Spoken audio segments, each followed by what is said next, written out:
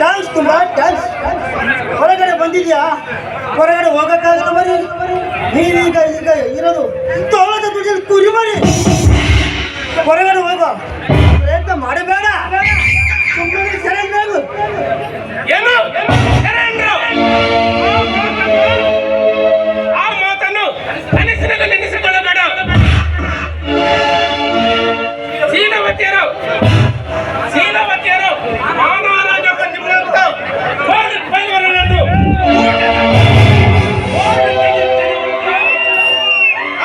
ಅನ್ನೋದನ್ನು ಮಾತ್ರ ಮರಬೇಡ.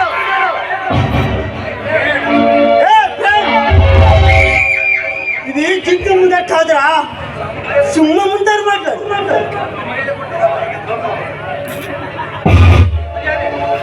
ಮರ್ಯಾದೆ ತಾನಾಗಿ ತಾನು ಒಲಿದು ಬಂದ ಹೆಣ್ಣನ್ನು ಮಾತ್ರ ಬೇಕನ್ನೋ ನೀತಿನೇ ಗೊತ್ತಿಲ್ಲದಿರೋ ನಿಮ್ಮಂತ ಮರ್ಯಾದೆ ಕೊಡೋದು. ನಿಮ್ಮಂತರನ್ನು ಊಟ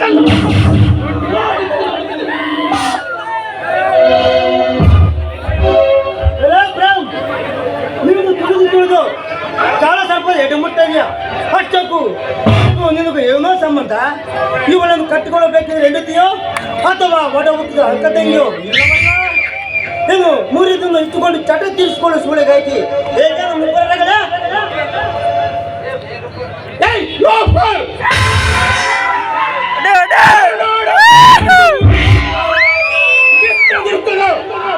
ಮಣ್ಣಿನ ಮಗನಾಗಿ ಇಂಥ ಮಾತಾಡೋದಕ್ಕೆ ಲಾಜಾಗುವುದಿಲ್ಲ.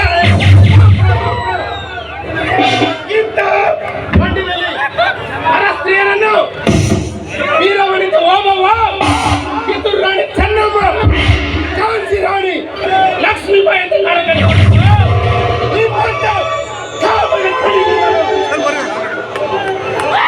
ಓಹೋ ಎಷ್ಟಾದರೂ ವೇದಾಂತ ಬಿಟ್ಟು ಪ್ರೀತ ಮಾಸು ಗಲ್ಲವನಿಂದ ಅಲ್ಲವೇ?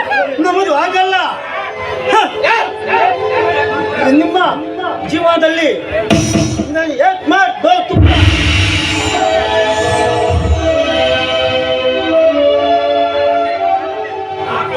ನಾನು ಅಷ್ಟೇ ಕೊಡು. ಜೀವನದಲ್ಲಿ ಮದುವೆ ಆಗುವುದಿದ್ದರೆ ಇಲ್ಲವಾದರೆ ಅಜನ್ಮ ಬ್ರಹ್ಮಚಾರಿ ಆಗುತ್ತೇನೆ.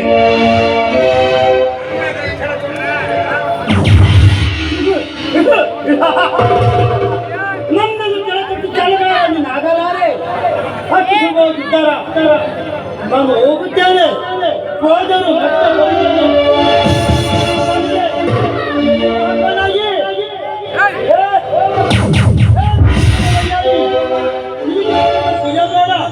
ಮುಂದೆ ಹದಿನಿಂದ ಮಾಡಿಲ್ಲ.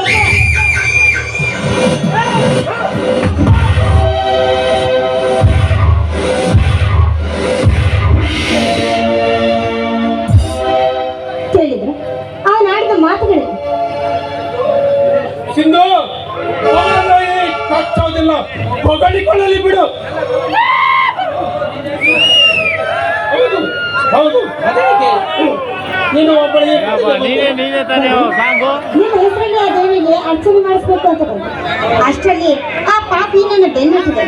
ಸರಿಯಾದ ಸಮಯಕ್ಕೆ ನೀವು ಬಂದು ನನ್ನ ಕಾಪಾಡಿದ್ರು. ನೋಡು ಸಿಂಧು, ಒಂದೇ ಮೂರು ಮಾತು ಕೇಳು.